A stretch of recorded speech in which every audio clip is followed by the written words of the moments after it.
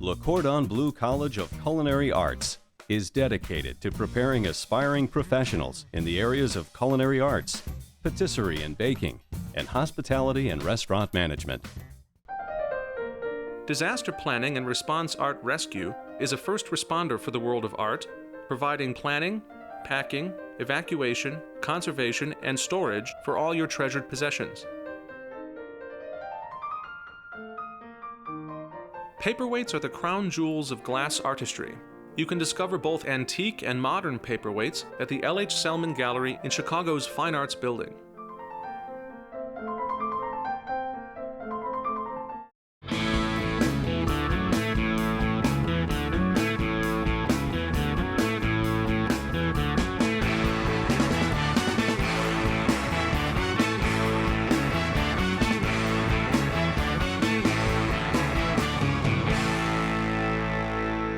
My name is Elysabeth Alfano, and in case you didn't know, you are at Fear No Art Presents The Dinner Party. So what happens is I invite 3 cultural luminaries, usually artists, but sometimes entrepreneurs or politicians, and I invite a celebrity chef to cook for them. So over food and wine, tonight we're having Hertzberger wine and Vosges chocolate and a couple artist performances, the conversations flow. Well, I've heard you say that writing is like sweating blood. It's staring at a blank sheet of paper until droplets of blood appear in your forehead is really what it is. It's a very solitary, painful thing that but you keep doing it's a masochism. Because there's a control aspect to, I mean, as a performer, you can control one thing. As a screenwriter or novelist, you are the master puppeteer. You get to do everybody's lines, and you get to put all the words in all of the mouths of all the people.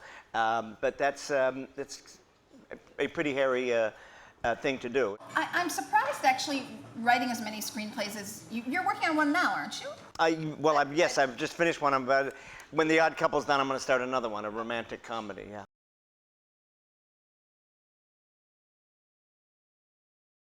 Screenwriting keeps me in Chicago. Screenwriting allows me to stay in Chicago. Had I just been a performer, I would have probably, 90% of the businesses right in LA, the other 10's in New York, whatever, or in Canada now. Thank you, our Canadian friends in the audience. But because I had adapted, I'd worked on My Bodyguard and adapted Sexual Perversity in Chicago into a movie called About Last Night. I love that movie. Big Chicago head. Well, Denise DeCouleau and I did that, and that enabled us to stay here. And I was recently married and starting a family, and I just wanted to, I knew what it was like out there, and I didn't want to go. I wanted to stay here. And this is the place where my head doesn't explode. Plus, then when I get to the carousel, and unlike in LA where people are wearing like jumpsuits with sparkles and rhinestones on them, you get to the baggage carousel at O'Hare, and we're surrounded by all these dumpy people, and nobody's trying to compete, and it's like in fashions that are 10 years. I'm like, I'm home. I love it. I mean, I'm here. It's great. You were talking to me today when we went to Fox that, in addition to Wait, Wait, Don't Tell Me, you're working on a documentary for PBS Yes. on the Constitution. Yes. So something altogether different that I wouldn't have thought of for you. Yes. Well, I mean, the weird thing about me is that I never, ever thought that I would make my living. Hello. That's you. That is you. That's what you sent me. I find that very intimidating and odd. Do you know? could you just, when I'm speaking, could you put up pictures of Lynn Jordan? I like her more. I imagined that I would be doing a lot of things. All of them very important, and none of them very funny. I thought that I would, when I was a young man, I thought that, because I talk to people, because I work now with a lot of comics and know even more, and they all, all they wanted to do was do comedy. And I was a far more pretentious youth than that. I wanted to tell truth to the world. Through my art. In a grand way. In a grand way. Can't you tell by my manner of speaking? Yes, of course. And I thought that if I were ever addressing an audience like this, at the end of my address, my words to you, you would either applaud me and raise me up as your leader, or hang me, and either would have been sufficient at that point. And I was writing these very serious plays. People who find out about my plays, well, some of them don't finish reading them, but others find them very strangely serious. And And what happened is that while I was trying to be the great American playwright, I was just cracking a lot of jokes. I always had. I was one of those kids in school who didn't have a lot to offer in terms of looks or athletics or anything. So I would just, I'd make jokes. It was a way of getting through life, and it made friends with everybody, the attractive people and the jocks, And when I first got this job of doing comedy on the radio, at first I was like, well, this isn't going to change the world. And it was a little distressing to me. I never thought I would imagine I would just be making jokes. But it turns out that making jokes makes people really happy. It really does. And, it really does. And it's actually more important to make people happy than it is to tell them terrifying truths about their own mortality or failures. It took me about 35 years to figure that out, that people would like me more if I made them laugh rather than if I told them what was wrong with everything they believed. And so... Yeah, not a great way to make friends. No. So, but, I'm sorry, that was a long intake of breath to say that I still like to do things that aren't necessarily funny. As much as you have reinvented yourself, and as much as you have reinvented yourself, Rachel puts you both to shame and sort of schmucks you both because, yes. I'm sorry. Yes. Schmucks us both? Yes, haven't you heard this expression? Elizabeth, you're not Jewish, are you? No, I am not. No, but I have found out that you are one of the top 10 favorite Jewish entertainers of New Jersey. That's true. New Jersey Jewish News. This is true. Put me on their list of top 10 Jewish entertainers from New Jersey. Well, that's Yeah, I great. know. Hold that thought. Is Howie Mandel on the list? He was probably on it and above me. So, as fascinating as that is. Please, by all means, move on. I'm not sure. I mean, I didn't really fully understand the breadth of what Rachel does until I did more research on her. Schmucks us both. Do you know what the word schmuck means? It means jeweler. It means what? A jeweler. Oh, no, I didn't know No, that. Yeah, it does. No, I thought it meant... In German. Right. In Yiddish, it means something else. Yes, I thought it meant sort of like... I've never heard it used as a verb before. I think it's wonderful. I think it would imply something very surprising about all three of us if it were true, I think. Oh, no, only you two. I'm sorry, no, I will shut up now. You move on and talk to Rachel. Okay. By tomorrow, this will be like the new Twitter verb that's like, yeah. Okay, so I didn't fully understand this about Rachel, but... Okay, so she is a classical concert violinist, of course. We probably all knew that. But you also have a deep love for sort of finding the unsung heroes of the music world and bringing their music to light. And you also have, I'll say, sort of a Baroque fetish. Is that true? Sort of, yeah? Yeah, definitely. Yes, okay. So That's actually not a bad description. You have this little fetish going on with the Baroque. You also have your own foundation where you give money to young musicians that are struggling, as you sort of did as a child as well. But really what surprises me is that you are in a heavy metal shred rock band. Did you guys know that? She's a hardcore rocker. And Great. So talk about reinventing yourself, and I wanted to know. I would never use that word because, I started violin lessons when I was 3.5. By the time I was 5, it took me that long, but by the time I was 5, I really had come to the realization that being a violinist is who I am and who I was meant to be and what I was meant to do with my life. And from that point on, that was it. At 5. Yeah. Well, my parents were... Did you discovered my genitals? Did you? And she knows she's going to You're like, where are they?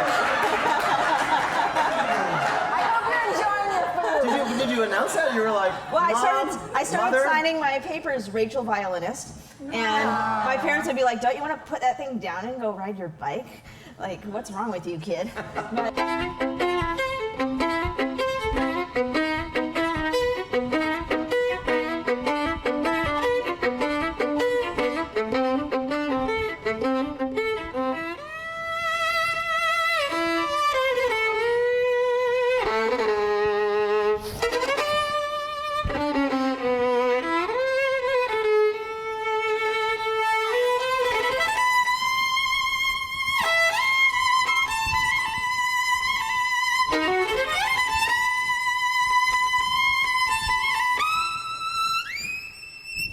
they say that improvisation is really just like really, really, really fast composing. Right. And that composing, in a way, is everything you compose is initially spontaneous ideas coming to you. So they're not as far apart. I mean, do you feel that when you're improving the spoken word, that in a way you're just writing really fast?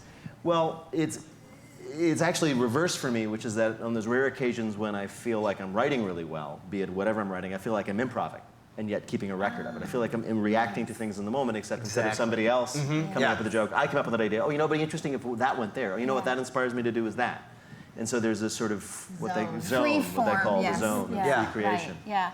It's interesting to hear that you also feel that you improvise.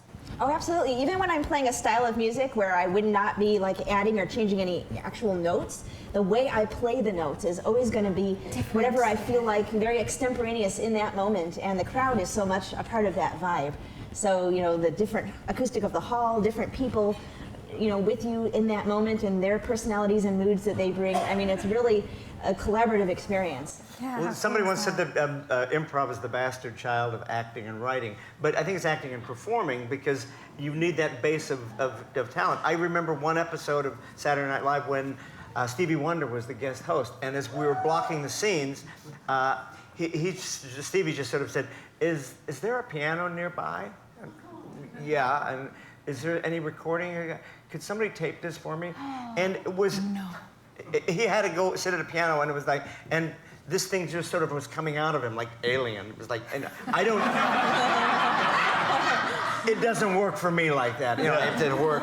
But he just had this thing he had to get, and was like overjoyed, and he's overjoyed, So he came up with Overjoyed on the set? It's just, yeah, the song he was creating, I was like, and I heard it in his next album, I'm going, and it just happened on the floor that day. It just had to come out of him, and I'm going, boy, I wish I had Wait, that. what if he had been like in a place, like what if he had been in an airport and like there was no piano nearby? Like, exactly. That's why I always tell, and when I give lectures, I always tell writers, always keep a notebook and a pencil in your back pocket because those ideas are gone.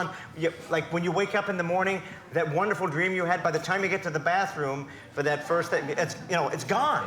You really have to capture that muse. Yeah. I have a tweet actually for everybody, and this person who gets to win this tweet at 24truthprod gets 2 tickets to Wait, Wait, Don't Tell Me, and I want you to take me because I haven't been. So someone has to take me to Wait, Wait, Don't Tell Me. That question, oh shoot, my phone, what is the single most important lesson you have learned about your industry? 1, 2, 3, hit it. Can't I wait for my like end of life memoir? You can take a pass if you want. I would say stay in the race. Stay in the race. Oh, that's a nice one. Just keep at it. You don't give up. You know, others will. You know, with hard work and determination, it's that work ethic. Is others will. People have natural gifts. Others will stumble, fall. You keep going, keep on, and always yes and. Be there, show up, do it, donate your time. People doing something, kick in. Don't say that job is too small. That's only a day's worth. Well, I'm not going to do it. Just keep on keeping on, and it'll come. You can achieve success without compromising your integrity. And you know, even if you don't achieve the success you hoped for, you'll still be a heck of a lot happier. Yes, right. That's great. I'm in a weird niche because I'm in public radio. Yes, the world of public radio. I know, and I don't really know anything about anything else anymore. So I used to be in the theater, and I used to be a little bit in Hollywood, but now I'm in public radio. And public radio, being in public radio is like being the Pope. Only in this way. Only in this way. It's very, very, very hard to get the position. Yeah. But once you have the position, the only way to get out is to die. The public knows about farm to table, and they're wanting these sorts of things, and fermented things, and things where they know that the animals have been well cared for. But I'm not finding that in grocery stores. Do you think that's going to change? That people stop? I do. You do? Okay. Absolutely. The restaurant industry usually leads trends that you see come up, 3, 4, 5 years behind with home cooks. Yes. And we talk about, my business partners and I talk about it a lot. We call it the top chefification of our culture, where the normal diner now knows things that only uber foodie geeks knew 10 years ago. Right, and now everyone's kind of an uber foodie geek. Absolutely. Yeah. But that's great because, again, that's going to demand a certain echelon from even grocery stores, you'll start to see it change and things like that, yeah. I don't even know if this happens to you guys because you're all so prolific, but I wonder if you ever have creative ruts, and if so, how do you move through it? Anybody and everybody. Showers. Okay, a shower helps you move through a creative lull. The back of your brain isn't occupied, so you have free thinking. Some of the best thinking. Yes, right. When you're not trying to think is when the best stuff comes. It's true. Or driving. Or driving. Driving's horrible for me, but shower's great. I actually am a terrible waster of time. I'm one of those people who, and I learned this about myself early, is that I will wait until the last minute and then do everything in a panic, which seems to work for me. I don't recommend it to anybody else. Stressful. It's just a kind of a stressful way, but. Well, may I jump in here? Some woman once said to Duke Ellington, she said, "Mr. Ellington, where do you get your inspiration?" And he said, "Oh, ma'am, I don't need inspiration. I need a deadline." Yeah. Absolutely. To a certain extent. Absolutely. Yeah, it's just like, oh my God, if this doesn't get done now, I'm absolutely screwed. And do you find you function better with that pressure at the end? Terrifyingly, yes. It's an awful way to live. I don't recommend it to anybody. Yet? What? Have you had a hernia yet? No, but until like 3 weeks ago, I had hair. Yeah, well, it's like, okay, you're jet lagged, your fingers are prepared, but you're not 100% sure that you're convinced about the interpretation, but you don't have any more inspired thoughts, and you're about to walk out on stage in your dressing room, you're like, oh, what the heck is going on? All you have to do is blast some AC/DC, and then you're like, all right, I'm gonna go do it.